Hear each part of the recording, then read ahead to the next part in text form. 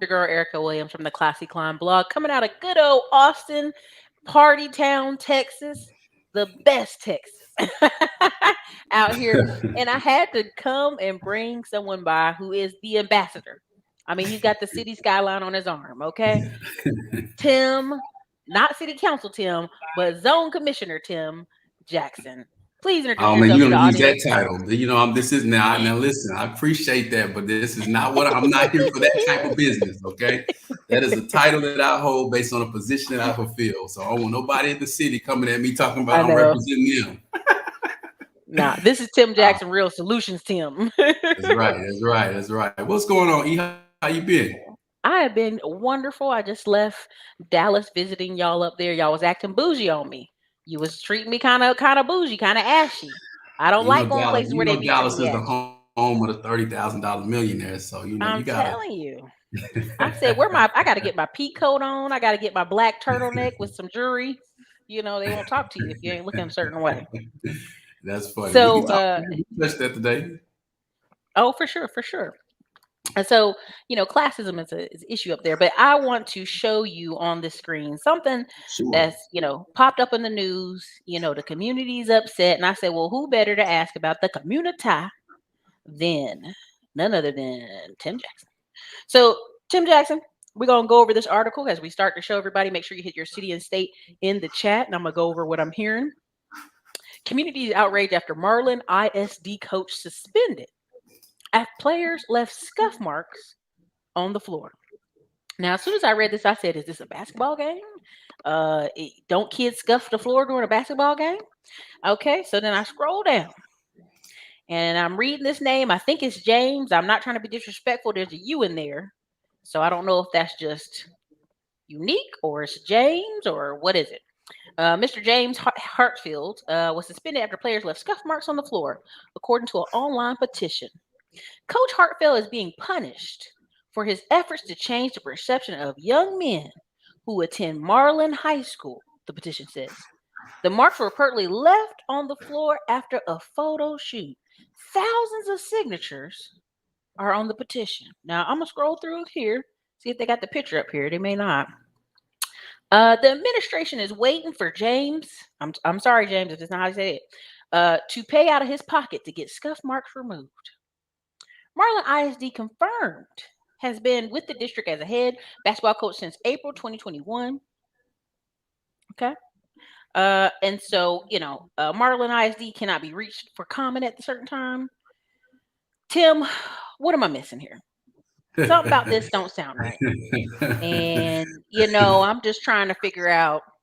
I ain't never heard of, there's some scuff marks and basketball courts get scuff marks now. Ain't that why we have school janitors? What's going on up there? Well, first and foremost, thanks for having me on the show. It's always a pleasure to get in front of you and your audience. Your audience is amazing. I will say your audience is probably, I ain't gonna say probably, your audience is the best audience that I speak in front of to date. Mm-hmm. So Marlin is a community. It's not in Dallas. A few people reached out to me because, I'm here in Dallas and, Mm-hmm. People out of town, they think of Texas, they think of Dallas and Houston, right? Right. And so Marlin is literally like right in between. It's right outside of like the Waco Temple area. It's about halfway between Dallas, halfway between Houston, depending on how fast or slow you drive. I don't know much about the community of Marlin. So for those from Marlin, forgive me. I'm not going to speak too much on the community. That wouldn't be fair of me.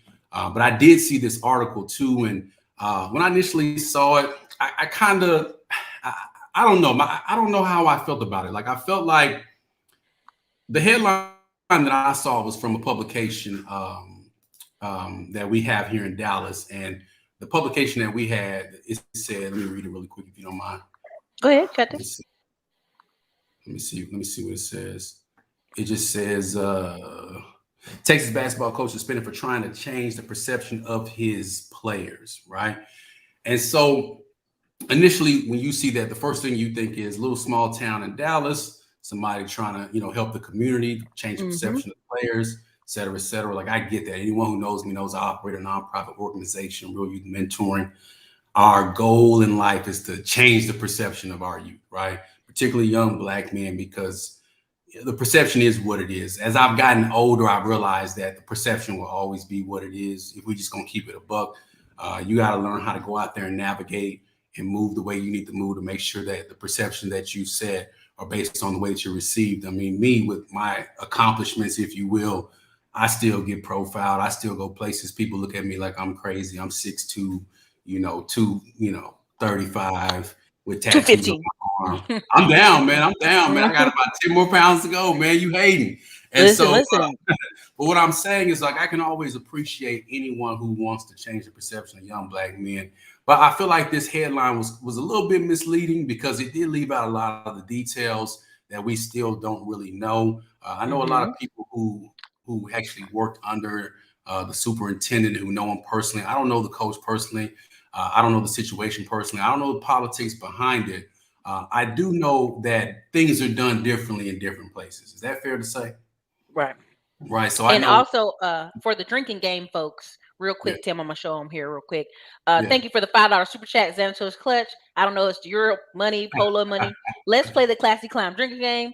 Take a shot every time Ericka says, "Listen." Now, listen. Let's get it started. I'm gonna take a shot of this alkaline water.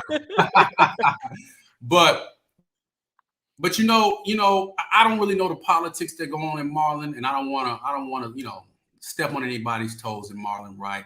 I know here in Dallas, whenever we rent facilities, specifically gyms, because we just put on the event, 20 ways to make money in music without being a rapper. We had to put down a big deposit because we rented out a gym for this specific reason. And I still ain't got my deposit back. They said it takes 60 days. And sometimes they don't even like to rent to us, if I can just keep it real with you, because they don't like people messing up their stuff. But I read the article, and the article it seemed like it was missing a lot of stuff. And I think that if we're going to, one, out here, everyone was calling like the race car, like they're doing this to them because they black, yada, yada, yada. And then we find out later that, the majority of the hierarchy from the top down is black, right? So, we find out that Marlin is a pretty black, it's a pretty black town. And that's not to say that black people can't, be against their own, right? We all know that, a lot of times there's situations where people get into situations of power and they may try to flex on you. But I just need to see a little bit more information on this because too often I feel like we, as people, and I'm not speaking on this situation, we throw the race card out there a little bit too fast. When we can use it on stuff that we really need to use it on. And you know me, I call out white supremacy. I call out racism all day long, every day. I just feel like this is just a dispute between two people that could have been handled. You know what I'm saying? And Way some different. people way different. That's just my personal opinion. I don't know either one of them, and I ain't taking anybody's side. But I feel like the magnitude of it is just being, in my opinion, blown out of proportion because it's one of them you damned if you do, damned if you don't, Ericka, right? You know me, I work with a lot of people in education. I've sat on boards here in the Dallas Independent School District. My wife is an educator, so I'm going to always have a big heart for education, right? Big heart for educators, especially people that take time to pour into our young men. But it just seems like, this story is being blown out of proportion. You know what I'm saying? It seems like, from what we read, I can only base on what I read. I ain't talked to anybody close to the situation, gentlemen. And let's keep it a buck. The kids are fly. Can we agree on that? These young men, they fly. They look sharp. I love to see our men looking fly, looking sharp, and applying what they know, the life lessons that they learn. I also know that if you go somewhere and whenever our boys show, I ain't gonna say they acting up. Whenever our boys show up, we leave stuff the way it was before we got out, because that in itself is a part of perception, regardless of it's a black establishment or whatever. I feel like we are hard on our people. We are so hard. Today in my office, me and my attorney was there. We executed a contract on a house, and she does escrow work. Of course, I'm a real estate broker, and we were dealing with people on the other side, and some of the stuff they were asking us and some of the stuff they requested from us was just, it's not something that I've ever seen people request of white companies. Yeah. You know what I'm saying? So we already have this perception that where we have to kind of overperform and overdo stuff. We shouldn't have to do it with our own people, if that makes any sense. Like we shouldn't have to go through that with our own people.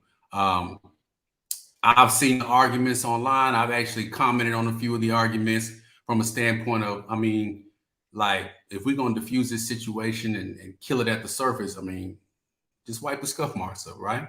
Do I know the relationship that the coach and the superintendent have? I don't. I don't know the type of relationship they have, the history behind it.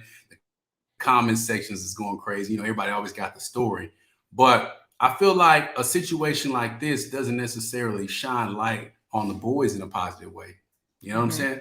Because if you look at what's been presented as the facts of why the suspension took place, are we sending a message that we leave stuff not the way we kept it or we received it? On the flip side, are you teaching the boys they should fight what they believe is right? You understand what I'm saying? Me personally, I know how hard it was for me and our organization, specifically when we told them that we were helping Black boys, how hard it was for us to get facility access. I told you And about and that, you right, and Eric? you may want to start saying urban young Man, men. We help urban. it's a catch-22 I because know. Only urban reason people because ain't showing up. It's Black people that's showing up, right?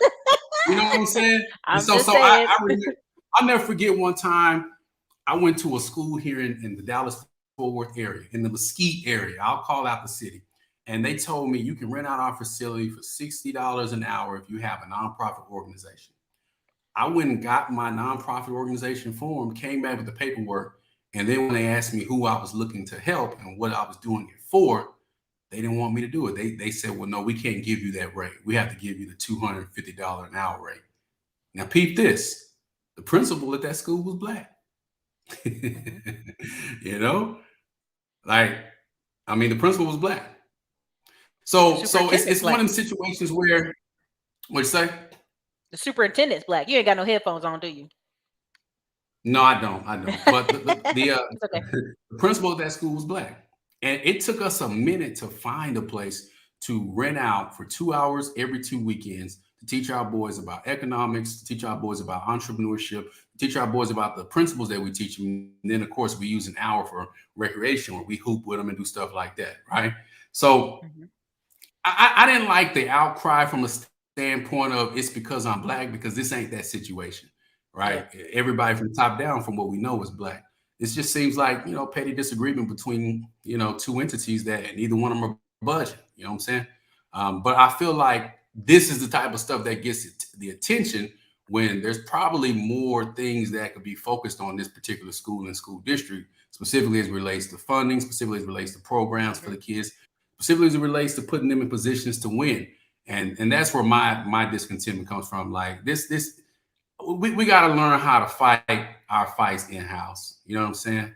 Yeah. And we got to learn how not to, magnify things just for the simple fact of, drawing attention to something because we want to prove our point.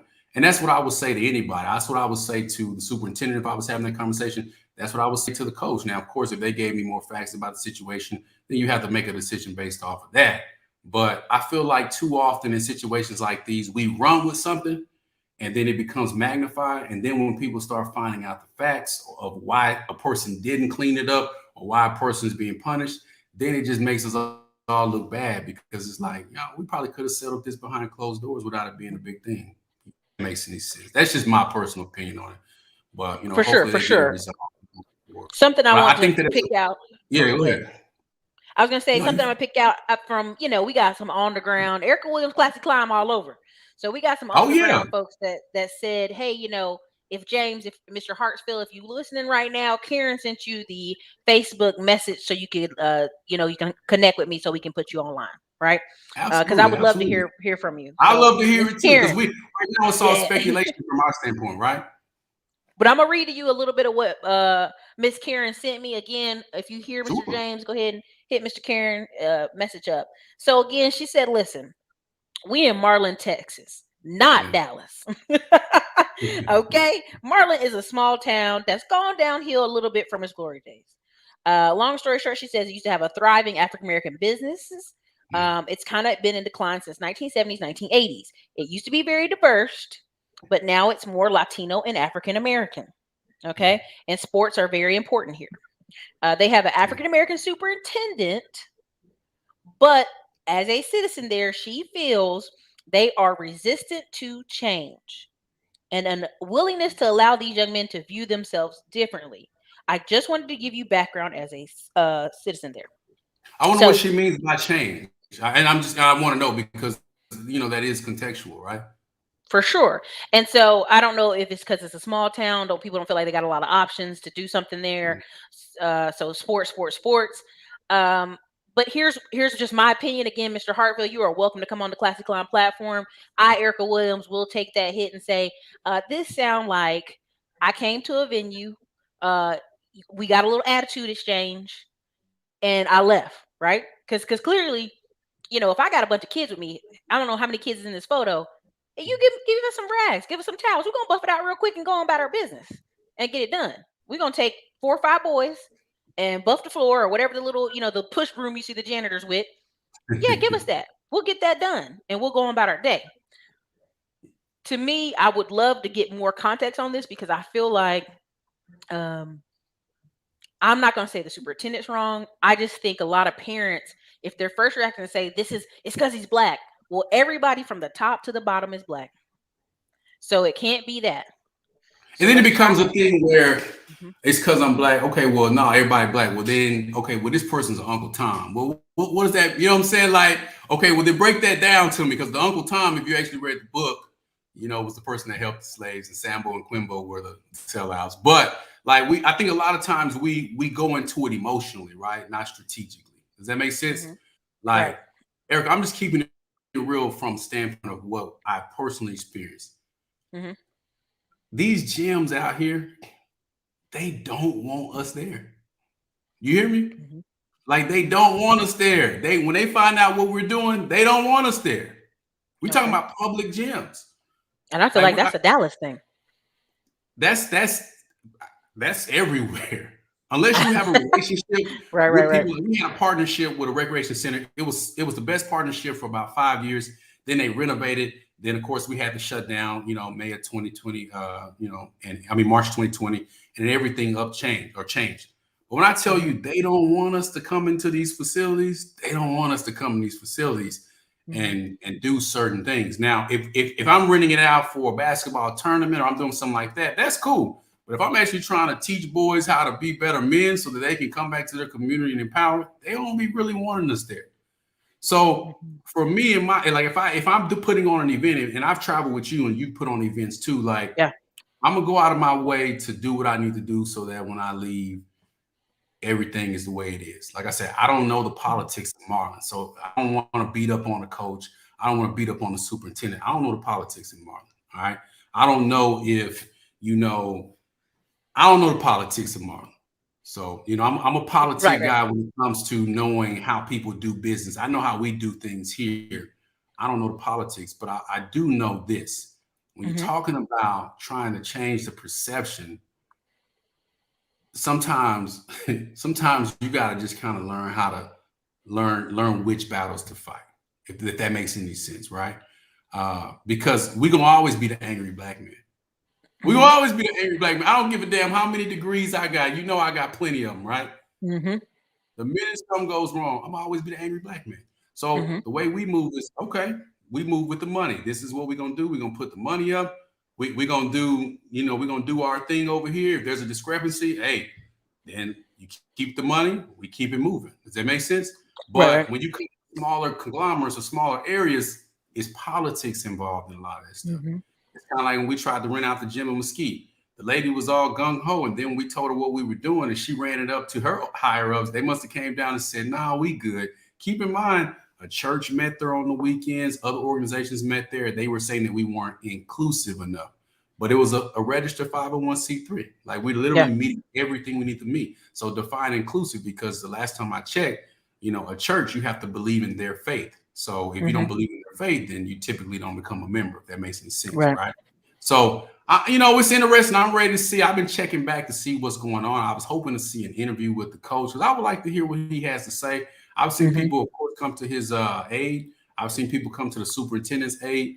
But I just feel like a situation, in my personal opinion, like this, we can really use the publicity to bring attention to, something Marlin's needs. really impact these kids long term. And some may argue that this will impact the kids long term because they're standing up for what they believe in. I ain't gonna ever knock that. I just feel like the people that's going in on the coach and going in on the superintendent who don't have any details, it's just kind of getting old. You know what I'm saying? It's just getting old, and we need to learn how to fight our battles strategically. You know what I'm saying? Like, Well, it's just my opinion. so one of the things I want to bring up to everybody, because people are like, well, Marlin. So Marlin only has a population. They actually lost population since 2000. They only have a population of 5,967. It's a small town. So it's a small town.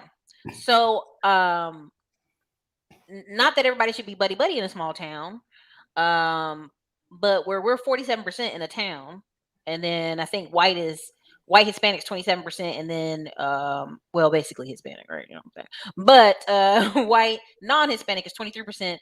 We're the majority of people in that town. What is the view of the town that he's trying to change? And then on top of that, let's bring this publicity about this situation, because he could easily say, hey, I just don't got the money to pay for the floor, right? And what can we do to meet in the middle on this? And where are we gonna go with it long term? You know me. I don't do symbolism. I hate symbolism. I hate symbolism. Right? You don't like the quarter they got for Maya Angelou? Man, come on, man. We know. Let's get out of here with that, man. That's the most dumbest shit I've seen. You're gonna put Maya Angelou on the back of a quarter with a slave on the front of it. We really come far. Like, come on, man. Like, but we as a people, we accept stuff like that as success. It's 2021. We shouldn't be clapping for stuff like that anymore. Like, and people can feel the way they feel about it. I don't care. Symbolism is not change. Symbolism is symbolism. You know what I'm saying? And I have partners that's doing a lot of big things and that gets a lot of attention. But when it boils down to it, sometimes most of that stuff is symbolism. It's let's feel good about ourselves externally, but you have to start doing things that's going to create tangible, concrete change. I would like to see a career in politics for this coach. I would love to see this coach, get his boys to a championship, find a replacement, and then become the mayor of that town. You know what I'm saying? Because the true change is not going to be based on, in my opinion, how a person sees you. The true change is going to be based on the impact you lead. And I would like to think these coaches are leading a good impact on their boys. But what I see a lot of times in our mentoring program is that, our biggest competition is always going to be boys, right? I always tell people that if we didn't compete with sports, we could have every black boy in Dallas at our events, right? But what happens is many times when you look at certain areas in Dallas, I ain't gonna speak on Marlin because I don't know Marlin. It's not fair. I want them inboxing me, trying to talk noise to me. But I know in Dallas, like we set up shop in the areas where the community, the economic disparity is low, right? And our biggest competition is sports. And so we started teaching aspects of sports, aspects of music. Like, yeah, you can go play sports and get you an education. I always say, when you think about it, whenever I watch Duke, whenever I watch Kentucky, basketball specifically, whenever I watch Kansas, whenever I watch Memphis, basketball specifically, we see the star players, doing their thing. And then you look at the bench and all everybody that's cheering, it don't be us, right? They be able to cut up, acting the fool. That's because they on a full ride. They finna get their degree in probably finance or some engineering, go off to law school, and then work as the agent for these people, right? Their career is gonna be a 30 or 40-year career versus in sports, your career on average is gonna be 2 to 3 years. I know because I've represented professional athletes, right? We know the average life expectancy, right? So we have to teach our boys that they're bigger than a sport, right? And it's hard to articulate that because it becomes a competition now. Because all our kids know is when you need to go hoop. And I struggle with that with my own son, right? Like, son, yeah, you're athletic, but you need to also apply yourself mentally. Not saying that the boys there aren't. I would never say that. These boys, when I look at the picture, they look dope. I love the image of them looking successful, but I also want to know if that is being translated to off the court stuff too, because when you riding down the street, when you passing through the small town and you getting pulled over, they're not going to give a damn about that photo of them in that suit.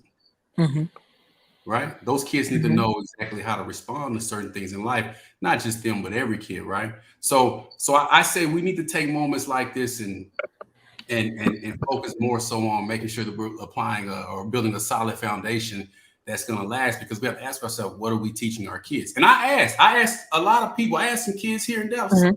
I said, y'all think about this.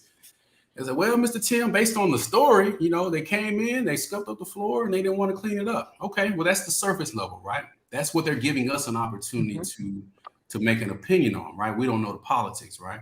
So it can go either way. But I wish the coach nothing but the best of luck, man. I applaud him for, giving his time, his effort, his energy to Mhm. back to a community like Marlin and to those boys. I just hate when our people make something out to be something that is not. Because even in the Right. comments section, oh, it must be this, it must be that. And it's like that everybody from the top down is black. So Right. And I'll even read some of this. Somebody in the comments said the mayor's black. Yeah. Thank you, John. So I just want to give some context again. This right here, he's been suspended for January 14th and 18th yeah, games. yeah. Now he's saying from this is somebody out of Austin actually helping. This basically said the dress code. He requires the students that are on the basketball team to wear suits and dress shoes. So this is Okay. different from most Is that years for in the Maryland. photo or is that for every That's day? for I think game days and some other days. So Okay, the but dress that's every shoes. sport. That's all high school sports. Well, that's not all. I was at a ghetto school once and it was All ghetto. right, all right, all right. So I won't say all. That's what I've been used to. Now I went to the number one school in Dallas, Skyline High School, Mhm, where I graduated, mhm. and I also for a short time went to another school in Dallas, Samuel High School, which wasn't known for its athletics and academics, but they dressed up on game day too. But go ahead. I'm Yeah, yeah. sorry. Yeah, and it's a small town, so they may, not trying to I'm not disrespecting small towns. I just know sometimes small towns let kids relax. They don't always make Yeah, them do yeah, the yeah. same. Or if you're on the road games, you have to dress up. So he said basically, they said, hey, listen, you need to pay out of pocket for this. He refused. The person who put this together Mm, is the head track coach and co-owner of a cleaning company out of Austin, Texas. When he heard the story, that's he emailed the dope. superintendent and he said, Mr. Daryl Henson, I volunteer and I will travel over 100 miles to clean the dance floor for free. Now, the individuals Mhm. have asked, how can they donate in efforts to get me to clean the floor? I'm requesting their small donations. I'll collect funds and share them. And also, you guys who are watching this, I've been informed that there is a meeting this week, so he cannot comment. So I respect you. I That's don't want to what's up. I know. can respect Yeah, that. I I can respect respect. that. I wonder if it's Right? going to be on Zoom because I would love to attend it. It If should that be brother's public. being mistreated, listen. If that brother's Yes. being mistreated out there, if that brother's being discriminated against, by all means, like Mhm. stay your ground. Do what you need to do. I just don't like it when the infighting becomes out loud, and then Mhm. the purpose, which is to make the boys change the perception of the boys, it becomes something totally different, right? Because Mhm. we know how this game works. Me and you know how this game works, right? It becomes a situation where we start yelling, start fighting about it. But the people that you're trying to change your perception of, they don't see you no different. Mhm. They don't see you no different because all they see is a bunch of black folks that can't come together and figure out some scuff marks, right? Like Right. I we mean, got. this to me is it's real sad. And Azantos Clutch is from Maryland, and he know what I'm talking about. I'm Mhm. tiptoeing on it, but I think the second half of our conversation is going to be on it.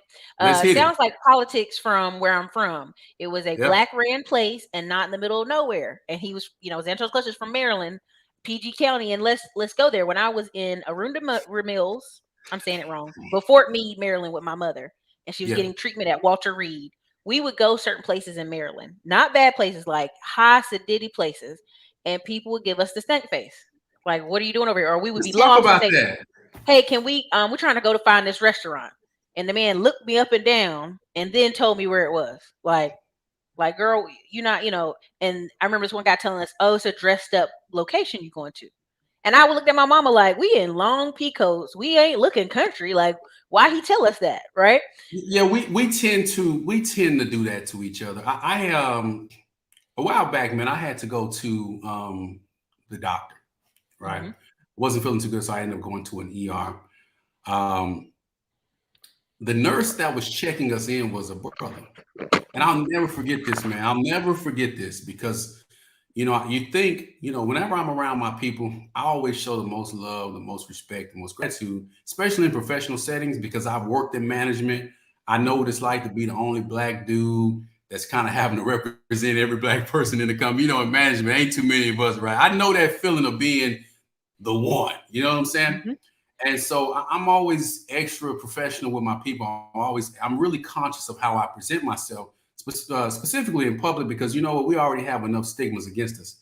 And man, I walked up to this brother, man, I'm fronting the line. I said, hey, I'm coming here to do X, Y, and Z. Oh, we're not doing that here, blah, blah, blah. He just like starts going off on me, but he never made eye contact with me, right? And there was a white guy standing right next to me. And he looks up to the white guy, and the white guy was literally asking him for the same stuff, right? And he's, yes, sir. Yeah, all you need to do, let me give you these forms. And I'm just like, so I'm sitting there like, is this really happening? Right. And you know what I'm saying? I didn't do no name dropping. I ain't say I'm this person in Dallas and you ought to, I didn't do none of that. I just told him about it. So I was like, man, you know, this is why a lot of us can't really get ahead with each other, because we treat each other this way, right? And that could be the situation going on in Marlin. I don't know. But I have been around, especially here in Dallas. You know, Dallas, y'all gotta remember, Texas is the birthplace of Juneteenth, which means that the slaves here in Texas were freed a year later, right? 2 years later, really. But yeah, but the slave almost mentality stuck around for a long time. When you think of progressive Black people, people don't think of Dallas. And I'm gonna say it. I've said it a lot. They think of Houston. Houston has a lot more progressive Black people. When I was in grad school and I did my thesis, I had to write my thesis on that. And I actually have a book over here, if I can find it, that talks about the progressive Black people in Houston. But up here in Dallas, Dallas is one of the most segregated cities. You know, everything south of I-30 is not white, right?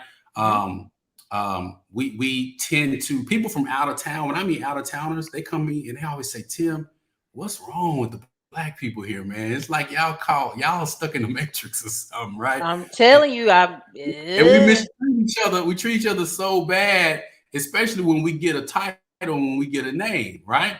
And it's like, you damned if you do, damned if you don't, because you want to work with your people and be around your people, but then you get situations where your people, you know, treat you like you ain't nothing because they've made it, so to speak. And I have a reputation as being a person who doesn't really give a damn about that, right? I don't care who you are, what position you have. Right is right, wrong is wrong.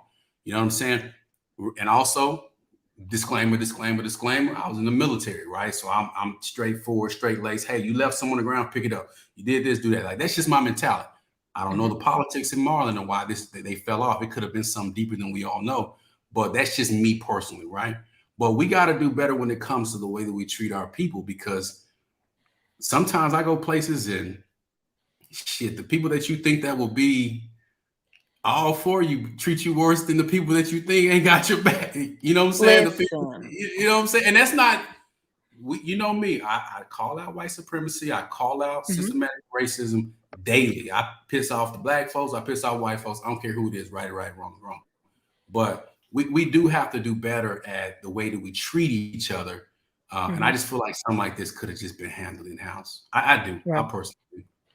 So I'll even tell you, I think I told you, I had a major surgery here in Austin. But here's the kicker. I was in Fayetteville, Fort Bragg, which is 55% Black if you take the numbers and move it around a little bit. Yeah. I'm at a hospital.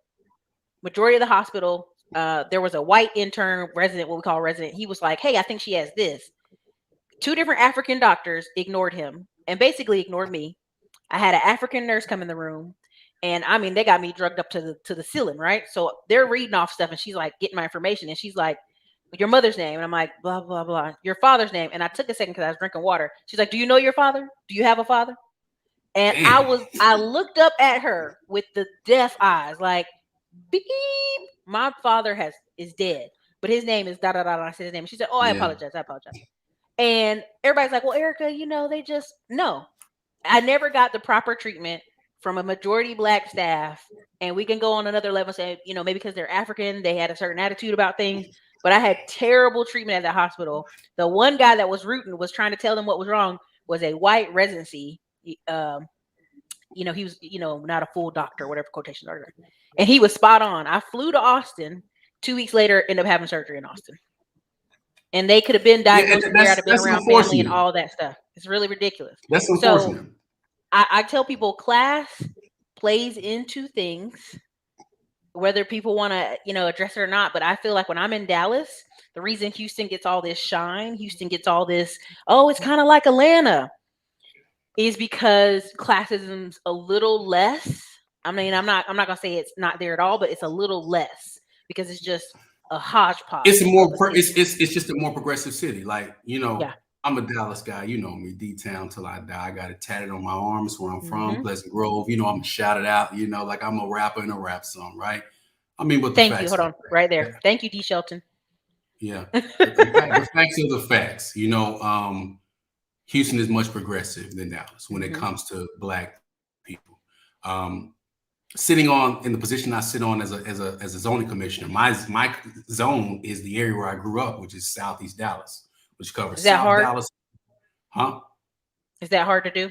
Do you think covering your I area think where the you grew up? hardest part is when I think the hardest part of doing what I do is seeing how many people in my community don't want to see any type of economic development or any type of change because we have a community in Dallas. I'm not going to say the name of the community that Hmm. literally, like, within the past 10 years, it just started being development, but it looked like something out of the 50s, Dang. up until the last 10 years ago, right? Mm. And people, in the community just don't welcome change because they feel like it's going to raise their taxes. There's a lot of different reasons systemically why people don't like the change. So now it becomes a damned if you do, damned if you don't. Because if you're a person like me that's from the community, you want to see your community change. I've been all over the world and I know how great my community can be, right? I put my money into my community. I brought my business back to my community. I hired people from my community. I volunteer in my community, so I know what it looks like to say, hey, we can do this too. We can't stop. We got to stop saying that. North Dallas and Deep Ellum and all these other areas are outgrowing us, but we're not trying to grow ourselves economically. We're Hmm. not learning ways to manipulate. But then we cry foul and say people are gentrifying our areas. So you've known me for how long, Ericka? 5 years now, 5, 6, probably closer to right? 6, And I I've been think. screaming, buy a house. I've been screaming, black folks, buy Dallas, buy Oak Cliff, buy Yep. South. I've been screaming that to the top of my lungs, right? And now they can't. And now you can't. You see what I'm saying? And then what Hmm. happens is we turn. I don't like using the word. Y'all know me. Y'all know where I'm going with this. I know where I'm going with this. You got your Take victim and them your victim accountability glasses glasses, off. right? Them But accountability glasses off. it's coming to the point now as black people where we can't criticize one another when we're at fault. It's coming to the point now where you either agree with me or you can go to hell, right? So how are we Right. going to expect to hold other people accountable for mistreating us and misrepresenting us and miscategorizing us and having certain perceptions of us when we can't correct ourselves? And this ain't no bootstrap message. I'm not a bootstrap guy. Pull up. That's not my Hmm. thing. But if I'm gonna go out there and check other people for mistreating us, then I should be able to come back and have a conversation with you out of love, and it shouldn't be no issue. You know what I'm saying? Understand what I'm saying? Because you Yep. cheering me on when I'm calling them out, but when it's time for us to say, "Hey, let's do this. Let's put our money together. Let's do this. Let's do that," then I'm tripping, right? And so Hmm. that's all I'm saying. Like I would love to for this situation. I would love to have never heard about this particular situation in Marlin because it Because would have that's been all I think great. of Marlin forever now. That's what I'm gonna think of Marlon as forever. I would Yep. love to have seen two black men who are just doing amazing things in their community, come together, and say, hey, this is what we need to do. How are we gonna figure this out? Then it'd be two black men, the top of, the conversation is these two black men that are fighting and beating each other up because they have a difference of opinion, right? Hmm. Because these young men that are being coached and going to that school, they're gonna grow up and be adults one day. And then you have to ask yourself, how are they gonna handle the situation when something Right. presents itself? Not knocking that coach, not knocking that superintendent. I just wish that this would have been handled in-house. That's all I'm saying. It's unfortunate because it, it takes away from what's the whole point? The point was for the kids to look at themselves differently. Now they don't have a coach on to go on the road with them. They probably got an assistant coach, but they don't have their coach on the road with them for 2 games. That's just ridiculous. But guess what happens though, Erica? Hmm. So now you have a group of boys, hypothetically, I'm gonna say hypothetically, because I don't know these great young men that are going to now potentially have an issue with another black man who is put in a position to essentially rule over them, right? And as a Hmm. black male mentor, there's two things that I have to deal with on a constant basis, right? Mhm. I have to deal with getting and gaining the trust of the young men whom which I mentor, because a lot of times they don't have relationships with their fathers, even though black fathers statistically do Y'all out better there. than this, right? But a lot of the boys that come to me don't have relationship, and all they've heard is what mama done told them. All they've Mhm. heard is what people have said about pops, and so now they view me as that guy. Does that make sense? So now I Yeah. have to go extra hard, and I have to be extra reserved to make sure that I don't perpetuate the stereotypes of that they have of black men. Does that make sense? Mhm. Because a lot of them think that way. So now, are some of Yeah. these kids gonna feel like, oh, well, this principal, he ain't for me? You know what I'm saying? Are Yeah. they gonna see guys like him as the enemy now? On the flip Mhm. side of that, then you have different classes of black people. There's black people here in Dallas, black grown ass men who don't like me because I call out a lot of things that impact our community. And, hey man, you just need to calm down and be quiet and just let it go with the flow, man. Get out there and make your money. It's just like, so That's you silly. will, yeah, you're okay with selling us out for that position.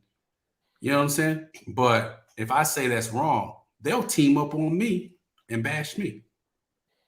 And these are people Mhm. that are making quote unquote decisions for our kids and for our community. So we just got to be careful, because in the process of trying to change the perception, a lot of times we regurgitate that perception. And I hate to see it. I hate to see brothers fight publicly, because all you got to do is pull yourself to the side, put your pride to the side, and just figure that out, man. You know? But that's just my 2 cents, not knowing the politics. If I'm wrong and if I'm speaking on something that's outside of the politics, then, I can correct myself. You know me, I'm not above reproach. For sure, for sure. And it's like, how do we, and in that moment where that guy tells you, "Oh, just go make your money." Okay, well, what do we do with the money? Right? We just gonna move over to Frisco and prosper in the middle of nowhere and keep moving and moving and moving. You know what I'm saying? um, I don't this know. guy, I this made guy my brought up money. John. John is a researcher. I like John. John researches things. Economic Chance Marlin was a mineral springs resort with the Hilton hotels in the 1920s. Get a Mm. bottling plant in there. I know, right? Like, to me, I'm always looking at it like, how can we make money? How can we improve a city? How can we Yeah. make it better? And you know what? Like I said, we're not going to change any of the problems that they're having overnight.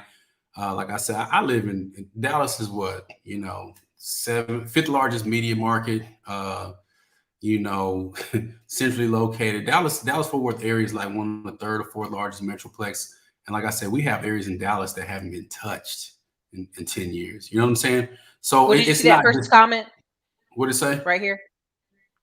Yeah, talking about the project. So yeah, we had, and that's interesting that this person says that, because so the Rosemonts is just like a group of apartment complexes. Essentially, you find them in the southern sector of Dallas, where they got rid of older projects and built new apartments.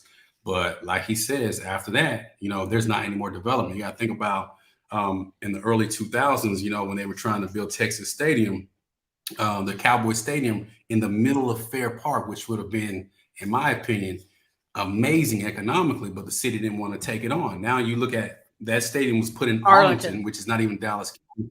Now they have a new Ranger Stadium out there. They have a new Texas Live complex out there. It's just, you go to every major city, all the sports, complexes typically are downtown, right? Like, we only got the Mavericks and the Stars downtown. Just imagine if the Cowboys were there, but they were trying to put it in my zone, and we said no to it. But then a few years later, we said yes to a hotel that the city owns. You know what I'm saying? So it's like, okay, so we're gonna host people when they come, but they're gonna stay here and drive to Arlington. You know what I'm saying? That's Like, ridiculous. politics will always come. Politics will always rear its ugly head. But I think we need to focus more as a people on economic development. We need to focus more as a people on not trying to be flashy and stunned and just doing all that dumb shit to get attention and clout. You know what I'm saying? Like, me, that's not my thing. What up, Dre? My man. I just watched Dre's video about making excuses. Like, don't make excuses. Yep. One thing he said he hates is a man that makes excuses. Ooh. Like, yeah, but here's the thing though. A Dre or a Tim ain't gonna ever get no publicity like this when it Mhm. comes to to getting the word out about helping you. We ain't gonna never get no publicity like that. I reached out. I'm not gonna call nobody out. I reached out to several entertainers, several rappers, some radio personalities here in Dallas when we did our event recently for 20 ways to make $1 million in music. How many, Mhm. you want to know how many people responded back to me? None of them, because Which is putting crazy black boys, because Dallas has a ton of Grammy nominees and songwriters there. man, I ain't gonna call nobody out, but whenever you're trying to do anything for black men and black boys, you're gonna always get the shaft, right? So it sucks to see two brothers going at it, you know.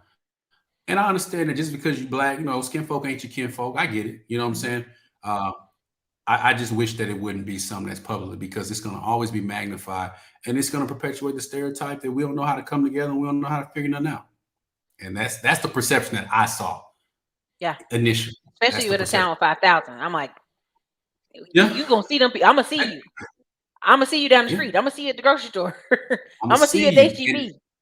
and he's pouring into those young men, right? And I'm willing to Mhm. bet if Marlin is anything like South Dallas, if Marlin is anything like Pleasant Grove, if Marlin is anything like where I'm from, you know, ain't nobody probably really pouring into kids like that. Ain't nobody, you know, investing for kids to purchase suits and to look nice and to present themselves in a certain way and pouring in time to educate them about certain things. I'm willing to bet that. If I have to go out on a limb, I'm willing to say that that's probably what the deal is, right? Unless they're playing a sport. Yeah, and here's the I'm gonna give a critique on Dallas. Now, don't fight me, Dallas. I went over by Deep Ellum. I went to a biscuit place. Don't laugh. I had to see You what oh, these Eric biscuits over was there bugging about. the eyes eating butter biscuits. They honey biscuits, right? It had these honey chicken biscuits, and I said, now you know I'm gonna go I'm here. just I'm gonna teasing eat you. these I'm biscuits. teasing you. You know me. Um, You know me I and you know, but fight. this is what I tell you. So this is a Hispanic guy working and a black lady bartender. She go over to the little area where they make the drinks, and it was a group of black boys came in, and I say young men, but they look real young. Yep, biscuit bar tray, and they talking to her. They like, yeah, you know. They being real quiet, and then finally she said something because she got that accent. They're like, oh, you from some spot in Dallas, and she like, yeah, I'm from over there. Hey man, did you see old boy got killed at the stove? And I'm sitting at the bar like, that's the first thing you ask her about is did she see somebody get killed at this corner store because she lived from around there. We in a Yeah, beautiful, fancy, nice. It's not that fancy. It's a biscuit bar, but it's yeah. super nice. And it's like, y'all, this ain't that ain't the convo. You know what I'm saying? Well, That's that's not the the move. culture, And so Erica. that's That's the the culture. culture. You know what? And I often get criticized for criticizing the culture, right? Um, I'm not a person that's gonna crap on music. I'm not a person that's gonna crap on stuff like that because it is what it is. You Mhm. never hear people complain about mafia movies and people are getting killed, right? I know, but it was just so But funny because she was just like so confused. That her response was like, "Oh no, baby, I don't be hanging out like that." yeah, yeah. But that's what's perpetuated. That's what Hmm. our boys feel like they need to do to get to hold a conversation, to create some type of a connection. You know what I'm saying? Like Hmm. we gotta create different types of conversations for our boys. We gotta provide alternatives to our boys. That's what we do with real youth Hmm. mentoring. Like, listen, I'm not gonna be able to change the culture because that culture has been created and it's gonna be there forever. But what I can do is I can plant a seed in a young man's head to say, okay, yeah, that's the culture, but you know what? I also have this option as well, right? Hmm. We need to teach our boys that there are other alternatives to what we've always been taught. Me and my wife are going through a process right now where we're literally we're unlearning the things that we've been taught for our entire lives because they don't really, Yeah. you know what I'm saying? About money, Learn and learn. yeah, about money, about relationships, about how we deal with each other, about expectations, right? I've come to Hmm. learn living here in Dallas that just because a person looks like me, that they're not going to see the vision that I see. Right. Less than 10% of the people that I talk to actually see the vision that I see. And the hardest thing we have a problem with is getting enough people to come together financially. And the people that do have the money, they do it for themselves. And like, I ain't thinking about y'all like that. You know what I'm saying? Because the first thing I was getting ready to ask you was, So well, I was gonna say, when we gonna build you a basketball little court place? when we gonna build a little event space. It's got 2 Oh, we goals. working It's on that. big We enough. working on. Oh yeah, we Like, 'cause we working on that. We actually, it's funny you say that because I talked to my attorney about that today. Mhm, About purchasing a building that has a gym attached to it. She knows somebody that owns one. I said when this person gets ready to sell, let me know because mhm. we will be interested in pursuing it.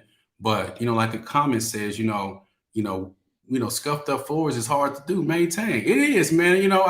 It's hard, but I got to ask myself this, like, being that they are in a small town and they were at a middle school where the floor is already raggedy. You know what I'm saying? Is that That's part of my thought, like, is that a they real pouring is that a conventional fair oil on the floor? question? Yeah. Yeah. Is that a fair question? Like, so you got to see it from both sides. Like, Coach Mayer walks in there and be like, okay, man, this raggedy in the mud. Why y'all trying to get me to pay for it? That could be his stance, right? They But ain't had like I oil said, I all disagree. They ain't never been buffed. You know what I'm saying? So that ain't finna put it on him. Coach, if you listening, man, I'm just trying to see it from every angle, my guy, because one thing I can understand and relate to when it comes to being a person that cares about our young men is that you will always have a target on your back when you're trying to do something good Mhm, with black boys. So, mhm. I'm gonna try to find some humor in it too, man. But I hope they can figure it out down there in Marlin. So what is something people can do?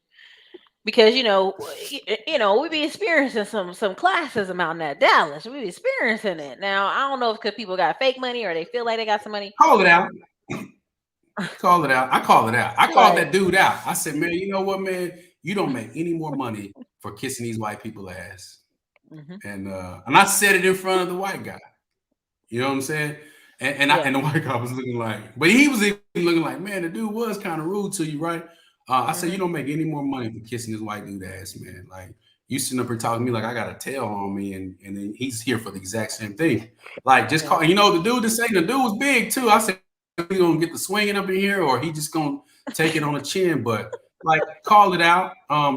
We have this thing within the black community where we can't call out anything because if you call out something, you hating or you being a coon. Right. And a coon is a very specific person. A coon Hmm. is not somebody that don't agree with you.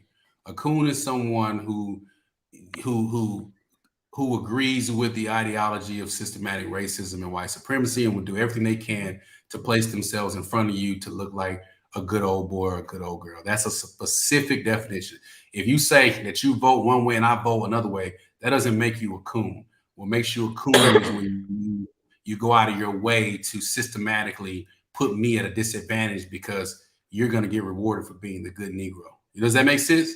And Yeah. so we need to learn how to have conversations with one another and say, hey, man, you foul. Like, that's foul. Just own it, man. Just be Yeah. willing to be wrong sometimes. And I think that when we can start being willing to be wrong and say, all right, you know what, maybe I can make a different approach, or how can we make this work for everybody, win-win, then you'll start seeing the change. But I call it out. When I see people do shit like that, I'm sorry, I forgot you got a PG show. I shouldn't be cussing. No. You fine. You fine. Because I told you Uh, that's what was going on in Dallas when I went yeah, to go yeah. check into Oh, that yeah, I call it out hotel. every time. It was 3 girls, 3 black women, and Yeah. and ain't no other black people in there. And they're like, "Oh, you got to have this. You got to have it." I said, "Ma'am, I've been in other cities and states where they go, here, you're a titanium member. You're the highest member that Marriott has, other than ambassador.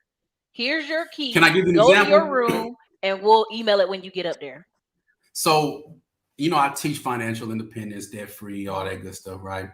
So your friend, your little fish partner, my wife, she said, "You be talking about all this And we're talking financial about Pisces, y'all. Pisces, Pisces. by the way.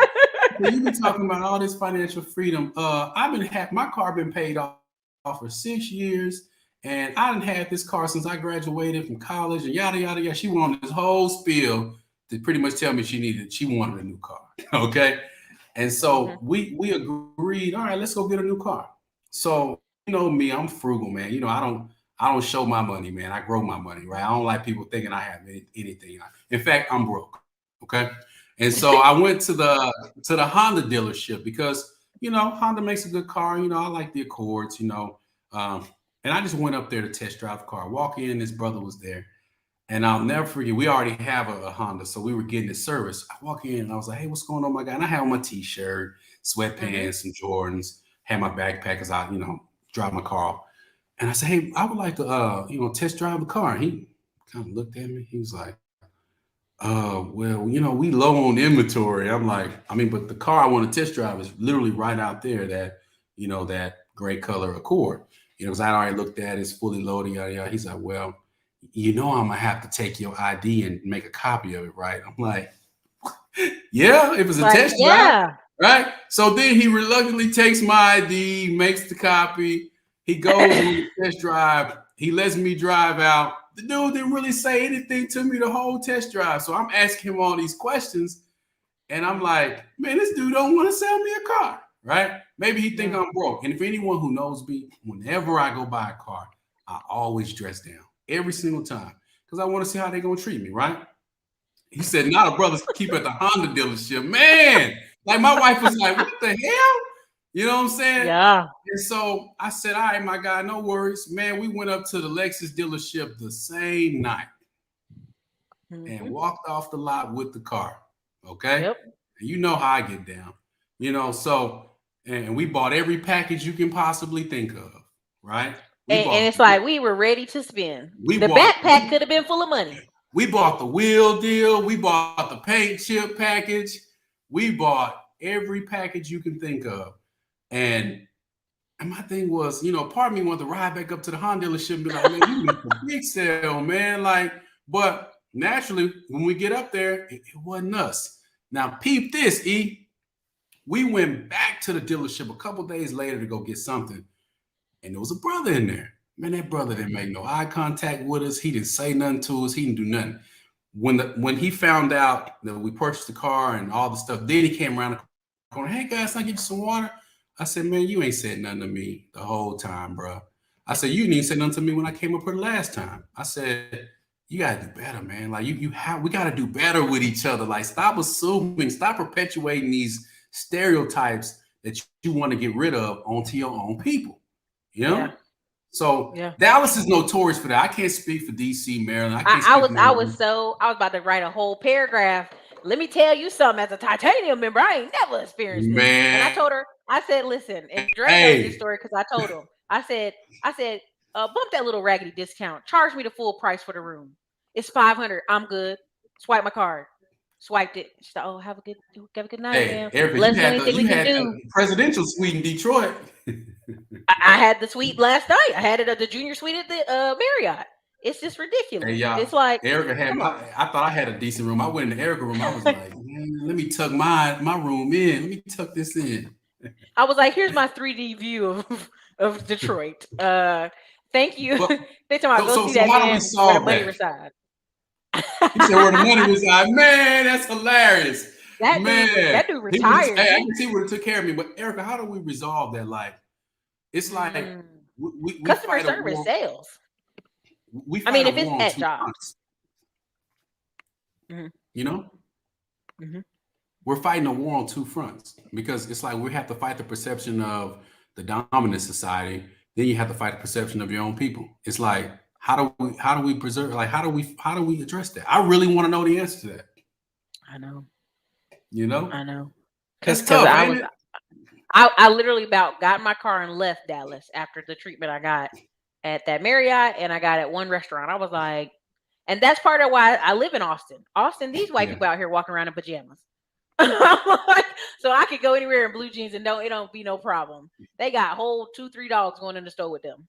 And nobody ever says a mumbling word. And so my thing is like, okay, Dallas, like there's more black people up here, but y'all acting kind of funny now. It's one of them things where, it's a tough pill to swallow sometimes. And it's really hard to admit because, we mentally already have this idea that people don't like us because we black. They're going to mistreat us.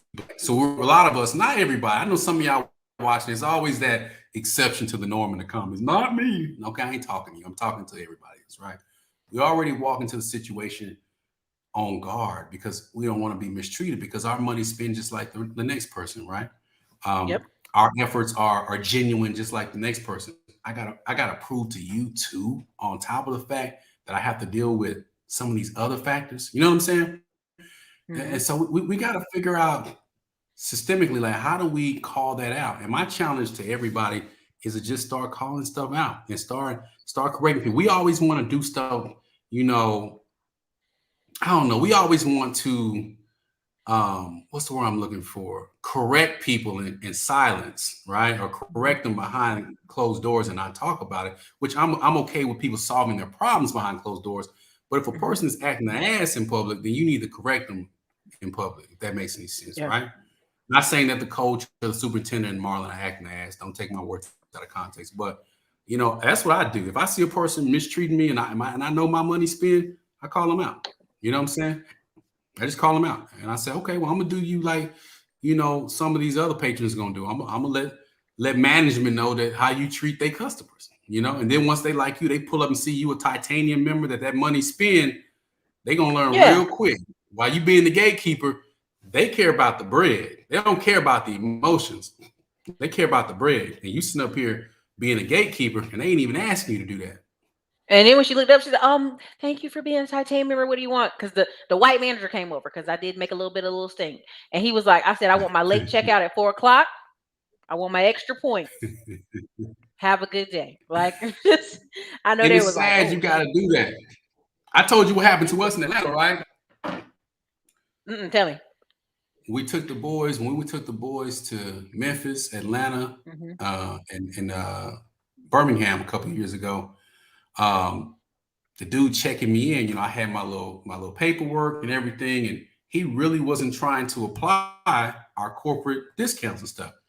And he was a new guy in training. He was a manager in training. He wasn't even a manager, a brother. Like, you ain't even a manager, sir. And he was really trying to like not apply our corporate stuff. So I said, well, do you mind if I speak to a manager? And his sister, this black lady, came around the corner and she was like, I'll take it from here. She said, I don't know what his problem is, but he's a manager in training and he's always trying to shut people down. She said, but we're gonna work on that. To the point to where even his coworkers like, we can't stand this dude. But this is a brother, right? Like, I don't know, man. We got to get out of being that gatekeeper. What you say? What do you think about investing in areas in South Dallas compared to more developed areas? There are some nice homes in the area. I mean, South Dallas ain't cheap no more. When I was It telling ain't. people to buy in South Dallas, you could buy a house for $20,000 like we did. Now, I get calls every day on my house and people trying to buy it for 150, 200. So, my, Your I say definition buy of cheap. wherever you can buy. Yeah. It's not going to be cheap, but buy wherever you can Yeah. buy, and get you a property that'll pay itself off or that you can pay off quick. Anywhere is good, right? It's going to be high clients that have been looking for a house for over a year. You know what I'm saying? If you can get in where you fit in, get in. Like, I'm never going to say don't buy in South Dallas. I have property in South Dallas. I love that area. But don't go into it with the mindset of talking to from the area or people from Dallas about it because they're gonna tell you no. I'm gonna tell you go buy it, buy and hold, buy and hold, buy and hold, buy and hold, or get you a lot and build and hold and build and hold and build and hold. That's my opinion on it. Man, Terry took me by something. I mean, this is 2 years ago. That area I Yeah. drove by while I was in Dallas the other day, I was like, what happened? It done built this whole area up. And it happens fast. And I Where's that? think people don't understand. I'm gonna tell you off channel, off air. Yeah. Uh but where we were going, it's over there by that really nice lake area where White it's Rock. kind of bougie over there. Yeah. White Rock. But it was Yeah. 4 houses in a row that were like raggedy, and they had built one Yeah. duplex. And we came back, that whole road, bunch of brand new duplexes. Everybody's brand new, everything. And so what I tell people is, if you live somewhere, if you live in Dallas, you might have it ain't never gonna change. It's always gonna look this way. But somebody else come into the city and go, hey, I can change this, this, this, This and is a this. gold mine. Hmm. Your clients, your listeners. You know how many Hmm. people don't move to Dallas and bought real estate from Dallas just by me coming on here and having conversations with me, and they come to an area that a person from Dallas think is the hood, they think is the ghetto, and the person from out Yep. of town. I just sold one of your listeners about 6 months ago, a double-sided duplex. They bought both sides of it. A daughter, They were like, and the daughter and the mom. I love mean, it. just smart, Classy climbers, intelligent. baby. Intelligent ladies. They came and she called me, Tim, I want to buy a duplex. Okay, where are you trying to buy? Boom, I'm trying to buy right here. What do you want? I wouldn't check it. Listen, she said she had the bread. I said, let's go ahead, right? And she bought in an area where I'm no economist, but Hmm. 5 years from now, we're projecting that area to double. You want to know why? because You it's don't cash damn out near refi doubled that in the bad. last 5 years. Hmm. And they own that property. They're not paying no mortgage. They own that property. But see, if I would have took somebody here, oh man, that's off of a main road. Oh, I don't want to live over there by all these people. Okay. All right. Now, if they wanted to, they could move in on one side together and rent out the other side. You understand what I'm saying? And get Hmm. what the mortgage for the whole unit would be. But I don't know. Well, just said it comes from a scarcity mindset. A lot of gatekeepers have Highlander mindset. There can only be one. There's something Man, Dr. Boyce said. He said it's the worst when somebody's like, "I live over here and it's just me," or just that's embarrassing. You shouldn't be able to tell people that. I That remember I it's had a only client. I use it sometimes to be joking, but I once had a lady call me, black chick, and she was like, "Tim, I want to move somewhere where people sneer their nose up at me, where I not where I sneer my nose up at them." I was like, Oh "Damn, my that's God. cold." You know what I'm saying? Like, she said she don't want to be around none of these Negroes, right? But I mean, that's just what it is, and sadly, that's what our school system teaches us. That's what society teaches. I'll be the first one to admit, as a child, I always thought when you got your money, you move to Plano. That's what I thought. That's Mm, because when we went, my mom would take us to the mall. She wouldn't take us to the mall by our house because we always went there when it was Christmas time or Christmas shopping or school shopping. She always took us to the malls out in Plano so we could, one, go see how things are done differently. And she always said they had better inventory, which they did at the time. But I would go and we would pull up, and Erica, we would see these fancy cars. We would see all this stuff. My mom did, and my stepfather did pretty well for themselves. But they weren't doing what them folks out there was doing, right? And so I always mhm. assumed that that's where the money resided, right? So when I came back home, that's where I moved because I wanted to Yeah. be around the wealth. But Right. I quickly learned that I'm just another N word out there, Mm, and now everybody want to know what I do for a living, and they always count my pockets because they want to know how I can afford to be out here. You know what I'm saying? it's So ridiculous. anywhere you go, it's gonna be something, but don't do it to yourself and don't do it to your own Hmm. people because Don't do it to your like we children. all don't do it to your children. We already got enough strikes against us when it comes to perception. Like, why are we doing it to ourselves? Like, I don't never walk up on nobody. Everybody know me. When I wrote that book, I was pulling up on guys on the corner, giving them my book. I ain't give a damn if you was out there on the streets. My book is about selling real estate as if you were selling drugs. Like, so Yeah. why wouldn't you? You're my primary customer. I want you to get off Yeah. this corner, right? Hmm. But I've seen guys who are too afraid to have a conversation with a dude on the corner or too afraid to have a conversation with a dude with a bunch of tats or who's sagging. They want to chastise and wave their finger at him. You pull your pants up. I mean, I done been to plenty places where a student still got treated, like Crappy. I was crappy. And you know that I've told you how many stories. Like I would show up to showings and, oh, are you waiting for your agent? No, I'm representing the buyer. Oh, well, what company you work for? I'm Tim Jackson Realty. What's your name? Tim Jackson. You've talked to me on the phone every day for the last month. And now you treat me like I'm somebody that don't belong here. Like, come on, you know? Listen, Todd Millie said this the past year he wore slacks and like t-shirts. He's been supporting people, and he's like, people been treating me funny. He's like, so I'm going back to dressing bougie. I said, you dress nice for yourself. Yes, you want people to treat you right, but you dress nice for yourself. I mean, it don't matter. Like, it doesn't matter, man. Like, I learned personally, I try to match people's energy. I always walk up. I have a smile on my face. Mhm. I mean, you can't see it now a lot of times with the mask. So I do. My wife calls it smizing. You smile with your eyes. Yeah, But you just treat me, you just be polite. Like I don't have to get out there and shuck and jive and do anything like that. I'm just gonna treat you how I want to be treated, right?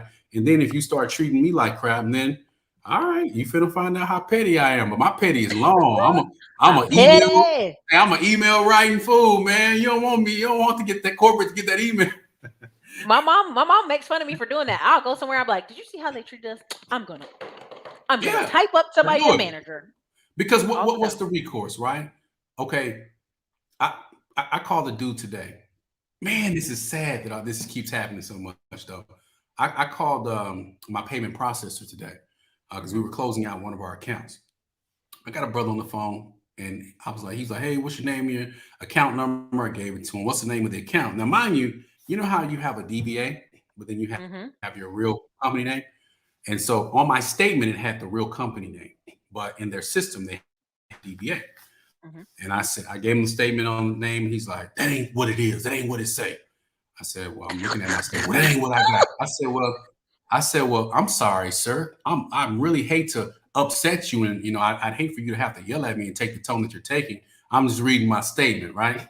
And I did that on purpose because he started the conversation off with these calls are monitored for quality assurance, right? Yeah. So I know they're gonna go back and probably listen to that call and they're gonna hear his tone. He's me up, but I ain't have to cuss him out. Yeah. Or anything. I'm just like, well, I'm so sorry I angered you, to the point where you had to raise your voice at me, but I can, search for what you need me to search for.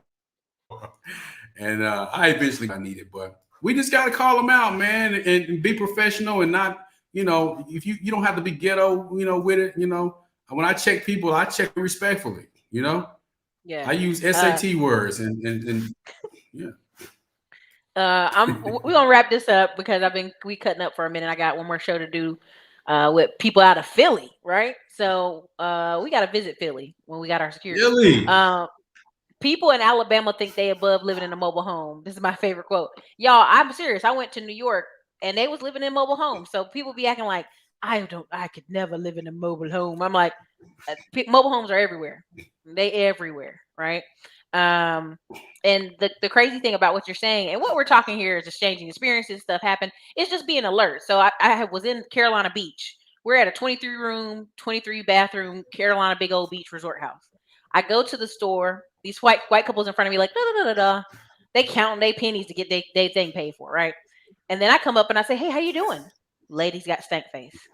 I say, "Hey, Miss Linda, how are you doing?" She looks up like, "Okay, you gonna read my name? All right, hi." All right, like forced hi. She finishes doing Well, this. say on life, how you know my name? Life, how you know my name? It's on your name badge. It's on your name badge.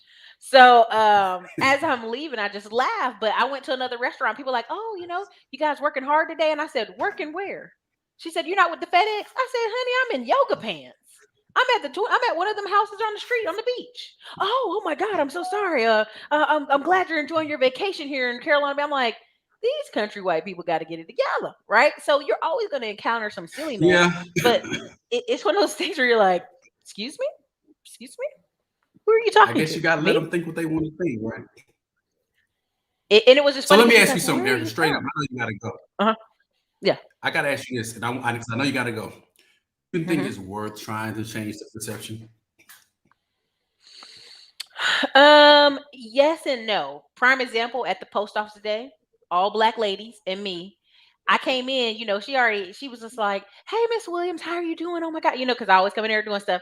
And this white man looking like, "Well, who is this woman?" Right? So then we're talking, and she's like, "Did you go see Dune?" I said, "Oh my God, I loved it. It's not as good as 1984, but it's a great Dune."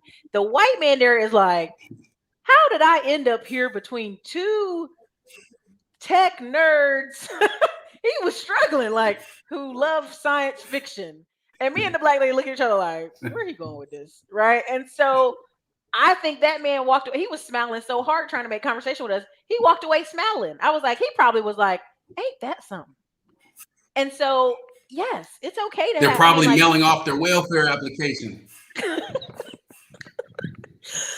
no, she's a worker, the post office worker. But when they addressed me as Miss Williams, it was like he was like, "Who is this woman? Like, who done came up in here that y'all acting real bougie for?" But it was just funny because that's happened so many times at that post office where all of a sudden they're like, "Oh, Miss Williams, it's you. Come on through. Come on through. Come drop your package off and go ahead." And people be looking like, That's so funny because that's how it is in my post office, man. They know me. Like I'm Facebook friends with two of the people in my post office. Like they know me because I'm up there so much, mailing out books and sending out certifies and stuff like that. I But think I I'm shipped like starting 100 to package one time. So yeah, after they that, gonna they know knew. you, and when you do that, They like this I'm starting heifer. to wonder if it's even worth it. To be honest with you, like if it's even worth trying to publicly make a perception, a change to see if people see you different. Like if people feel some kind of way about you, they're gonna always feel that way about you, right? So Right. sometimes I wonder if it's even worth the time. You know what I'm saying? But if I'm petty that day, I'm gonna let them know they're not paying you extra money to coon, man. Like you know what I'm saying? Like You don't have to be a You gatekeeper. ain't got to do all I that. know you're going to say be a gatekeeper, but then that creates more tension because it's just like they're not gonna change. They're not. Ain't nobody gonna change. And also, That's embedded. but if they've never heard it, they don't know, right? You But think? if they, oh, for sure, right? If they think they being slick, you need to let them know you're not being slick, baby. Like that ain't cute. So has anyone ever did you like that? Who? Made you Oh, I feel was like wearing. that you were doing something like I used to get yeah. Go ahead, go ahead. Say what you said. I used to get told when I first started teaching people about economics and buying real estate. I used to get told that I was talking down on black people. And I never really understood that because Yeah. all I was saying is we need to do better financially. If we have money for everything else, we need to have money for insurance and we need to have money for, for for everything else. Sorry. Like somebody, Sorry. like I posted something one time. I said, man, we got money for everything but bail and life insurance. And man, people lost their damn mind. You talking down on black folks, da da da da da. But these are the same people that sending me GoFundMe links when their relatives die. Thank you. Like it's the Every two truth. It's minutes. the truth. You need to, as a black person, if you know that the system is against us and you know that it's gonna always be some shit, you need to set that bread aside. Best believe Tim Jackson got some bail money set aside. I don't I got plan a on couple going to attorneys. jail, right? I don't. But I didn't get this best pew pew believe pew to go to jail.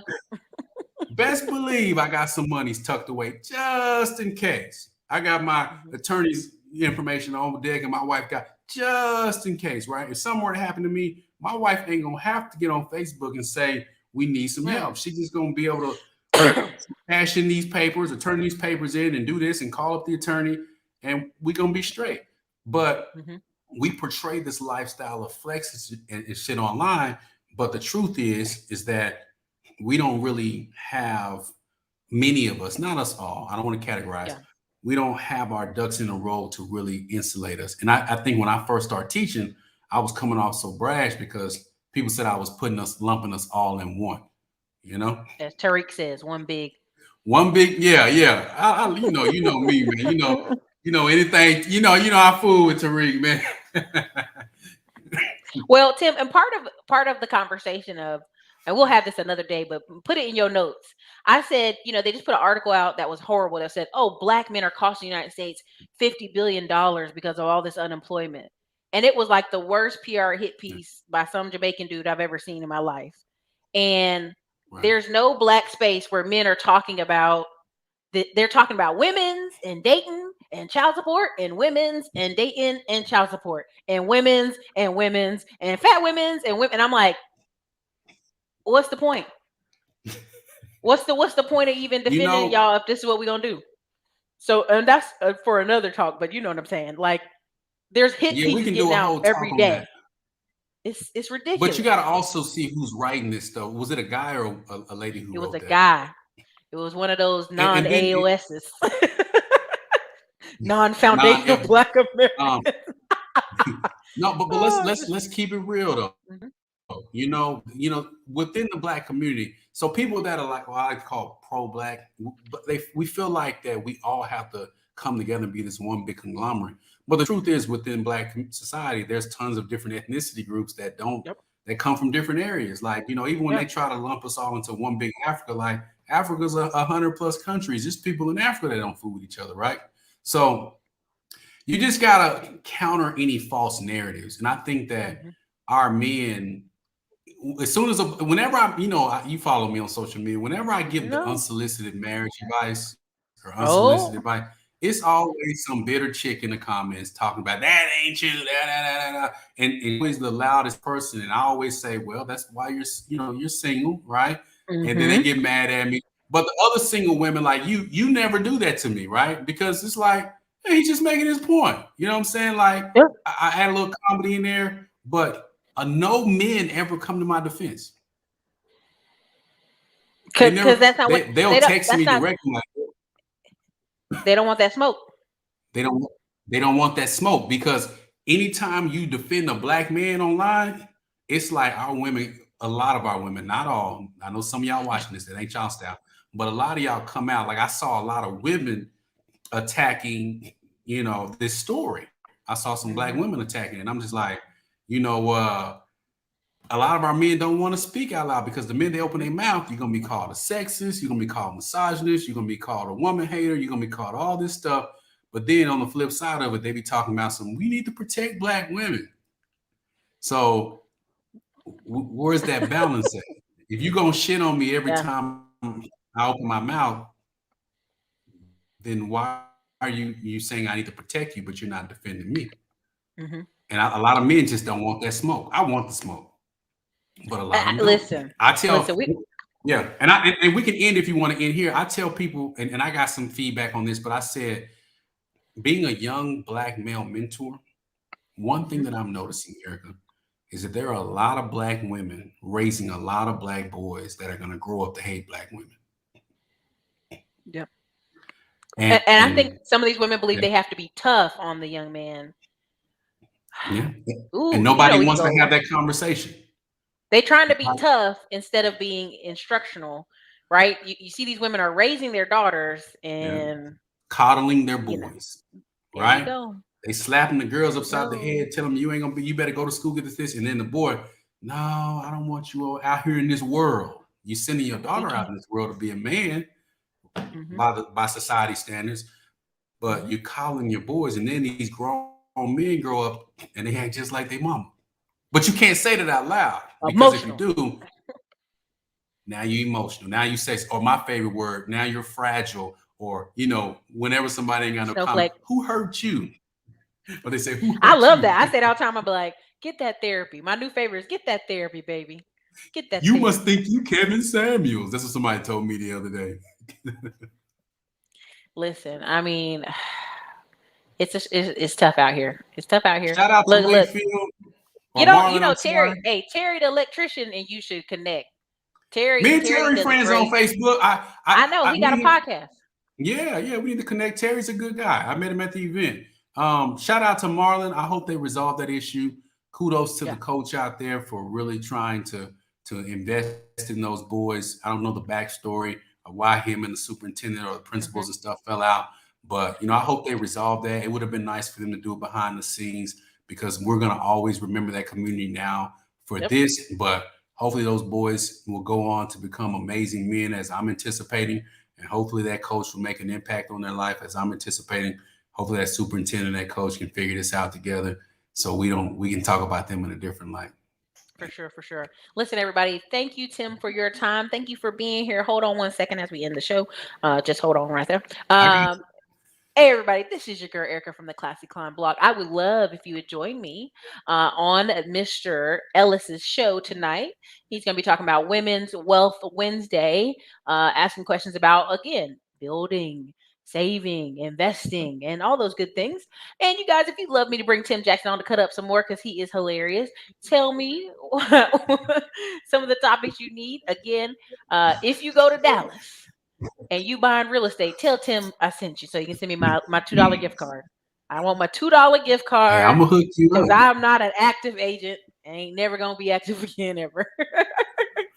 All right, you guys. It's your Erica. Later.